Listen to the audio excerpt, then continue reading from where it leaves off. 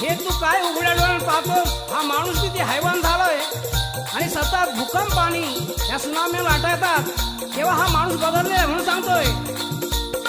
विसरून जे